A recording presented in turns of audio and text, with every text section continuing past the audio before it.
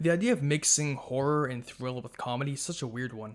It's weird to think that a film can be so scary and thrilling, yet so funny and actually have the tone be consistent. But they can work very well. Some really great and interesting and unique films that I've seen are horror comedies, whether it's Shaun of the Dead or Evil Dead 2. And although those are probably the most iconic and well-known horror comedies, this video isn't about those, and instead it's about one that's a lot more recent, Ready or Not. Ready or Not proves to be a comedic, horrific thrill of a movie with the use of strong filmmaking techniques along with its great character writing. The film takes place on the night of a wedding of two characters, Grace and Alex. After the wedding, Alex tells Grace that to be accepted into his family, she has to play a game. Alex's father, Tony, tells them a story about how his great-grandfather came across a man named Mr. LaBelle, a man who would purchase exotic antiques, one of which was a mysterious black box. After they spent many hours playing cards together, eventually Mr. LaBelle made a deal that if great-grandfather could solve the mystery of the box before he arrived at port, Mr. LaBelle would finance any endeavor that great-grandfather had. And he solved it. Which is why this family is so rich. And ever since then, anytime the little masses welcome a new family member, a blank playing card is placed inside the box and they have to pull it out. The card reveals the game that they must play. It says hide and seek. Are we really gonna play that? Grace pulls out a card and she gets hide and seek. So she hides, and soon enough she finds out that when they find her, they're gonna try to kill her. So essentially Grace is trapped in this mansion, fighting for her life against a family of snobby, murderous psychopaths until sunrise, where the entire family will die if they don't kill her. Because if they don't, they will have essentially failed Mr. LaBelle. It's essentially a curse. I mean, I would consider this to be the ideal way to welcome a new family member, but maybe that's just me. After you. Now let's talk about the tone of the movie. Collectively, the set and the lighting work together to create a dark, mysterious, and unsettling tone for the movie. This is so even if the characters have comedic moments and there's funny stuff in the movie, the dark, thrilling, and scary moments don't feel out of place. The walls of the house include a lot of interesting objects, such as swords, axes, crossbows, and guns everywhere. This is some pretty unsettling stuff to have spread across the walls of what's supposed to be a welcoming family home. But what heightens the unsettling tone of the house is the lighting. From the opening scene of the film, a dark and unwelcoming tone is set due to the dark and grim lighting, along with the grim yellow hue signifying the danger and madness of this family. This lighting continues throughout the entire film. Yeah, it could be argued that the weapons on the wall are being displayed for historical reasons and nothing more, but the dark lighting that the weapons are inhabiting helps them have a dark and eerie context. Now let's look at some of the shots of the characters and analyze how the lighting affects the mood of the scene. Later on in the film, there are these shots with strong short transitions of light on the family's faces as they have these angry expressions. I should have killed Charles myself. There's still time for Alex to do the right thing. He only has to accept the truth.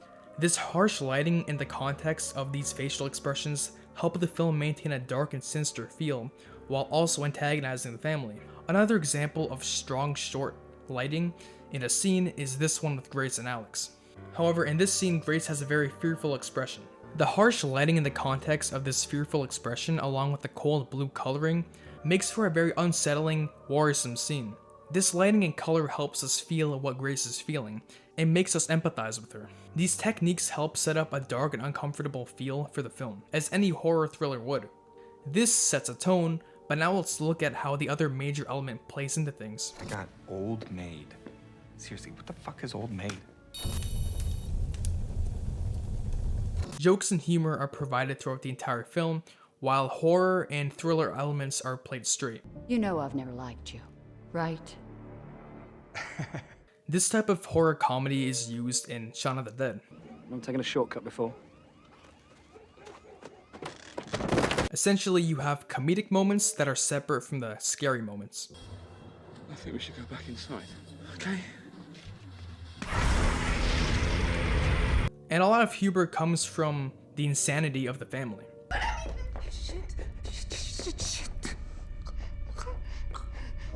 This scene is horrific as one of the maids gets shot in the face by Emily, Grace's new sister-in-law, as she thought it was Grace.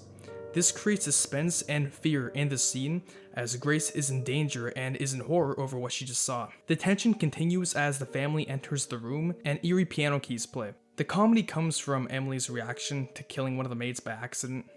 Hey, it's gonna be okay. Saying it's gonna be okay when quite clearly it isn't. This becomes a running gag in the movie as a similar situation happens again in this scene, as she does the exact same thing again and she shoots a maid with a crossbow. It's such an absurd thing to accidentally do once, but doing it twice makes it so absurd that it's actually funny. Why does this always happen to me? Okay, calm down.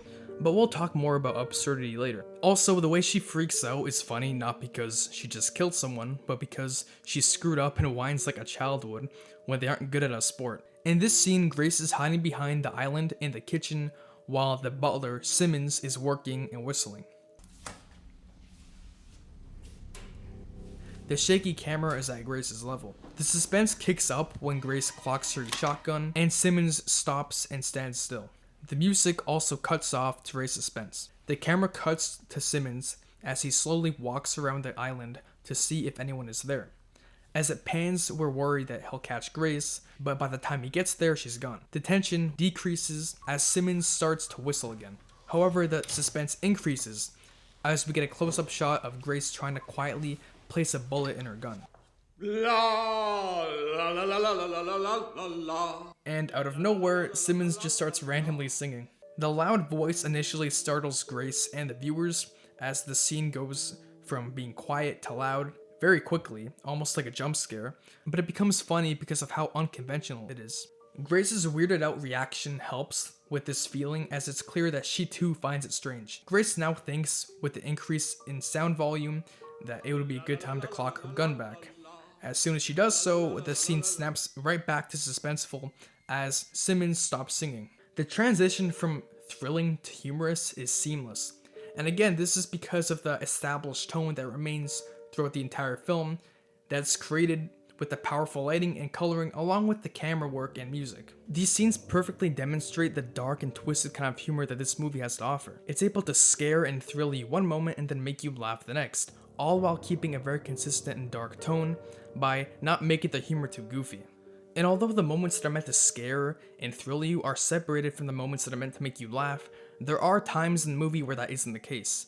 Like I mentioned before, the film does contain absurd horror, and the prime example of this is near the end of the film. This type of horror comedy is very similar to what you would see in Evil Dead 2 by Sam Raimi. All the content such as the set design, lighting, and music helps the film feel like horror, but in tension-filled moments like this, the horror tips into absurdity.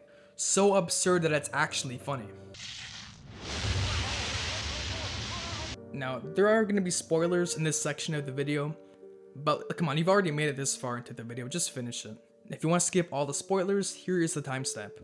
Near the end of the film, after sunrise, the family was unable to kill Grace, which means they failed and they're gonna die. However, as time passes, they're still there, and they come to the realization that It's all bullshit. the scene is quiet, no music, and then Aunt Helene is like, But I will not fail you again.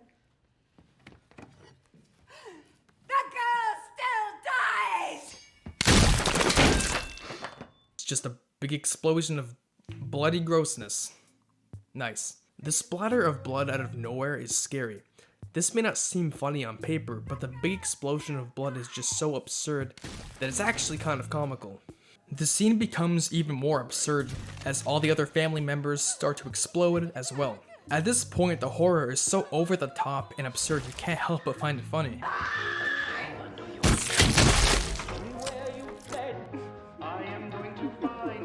In addition, the fast escalation from quiet and suspenseful to explosive gore in this established environment also helps. Aside from the Sam Raimi resemblance, even Grace is laughing at this point, which helps us find comedy within all of this insanity, as she's our eyes into the film. Side note, this moment was actually improvised by Samara Weaving. The ending's comedy is enhanced by the upbeat music that's playing while horror ensues, along with the reactions from the family. This film is able to be more interesting because of its use of multiple forms of horror comedy. Its use of it at the end of the film is an interesting and exciting surprise but also doesn't feel out of place because of the dark, humorous, twisted tone the film has had. You won't be with me after this, will you? But now let's talk about the character of Grace. The film successfully establishes Grace as a protagonist that the audience can root for. Growing up, Grace was in foster care and never had a permanent home. So now she's excited to finally have a permanent family. But he really understood how important it was for me to finally have a real permanent family. However, she finds out with the tragic truth that this new family of hers is trying to kill her. She doesn't feel that she has the courage or the ability to survive and fight through this. However, she defies the odds and fights through the night. She proves that she had the courage in her all along and overcomes her struggles and survives, making her a stronger person in the end. What happened to you? In-laws. In an interview with comicbook.com, Tyler Gillett, one of the directors, said, "We really did want the audience to feel at the end that while she's been through hell, that it hasn't driven her crazy. It hasn't broken her, and we hope that that final line is there's enough self-awareness in it and it's not coming from somebody who's irrationally broken by this experience. She's made it out and she has perspective. She's going to be okay." Even though we don't know what will happen to her next, it's clear that Grace has won in the end and she didn't let this family break her. The horror and pain that Grace undergoes in the film, along with how she seems to be the only normal person in the film the audience can latch onto, makes her an empathetic character.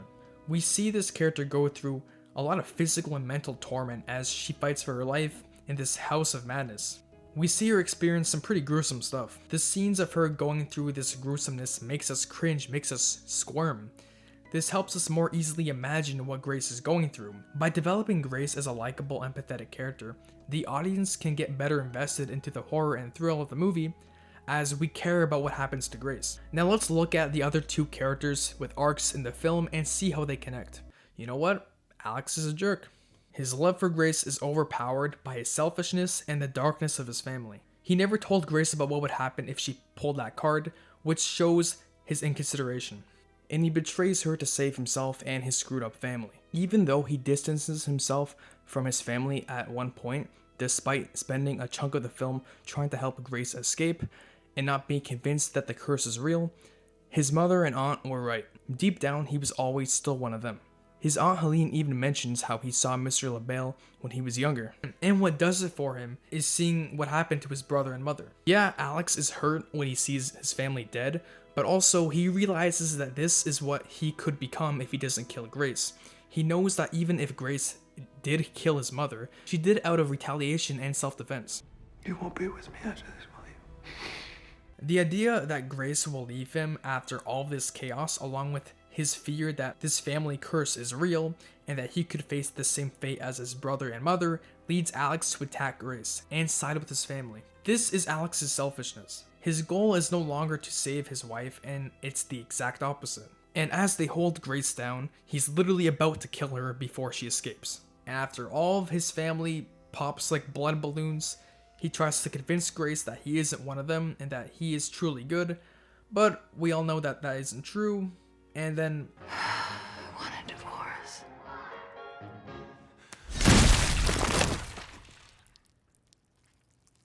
Alex dies, representing that he really is just like the rest of his family. Now let's talk about Daniel, the brother of Alex, and his positive change arc. But she'll never be one of us. Of course not, dear. She has a soul. The goodness of Grace helps him overcome the darkness of his family as he helps Grace survive and dies in the process. While Alex betrays Grace, Daniel risks his life to save her. From the beginning of the film, we see how being a part of this family ritual has taken its toll on Daniel. He drinks, he's unmotivated, and he doesn't seem to care about anything. It's after a lot of convincing by Grace that he finally helps save her from his family. Where these characters end up by the end of the film is completely opposite as to where they begin.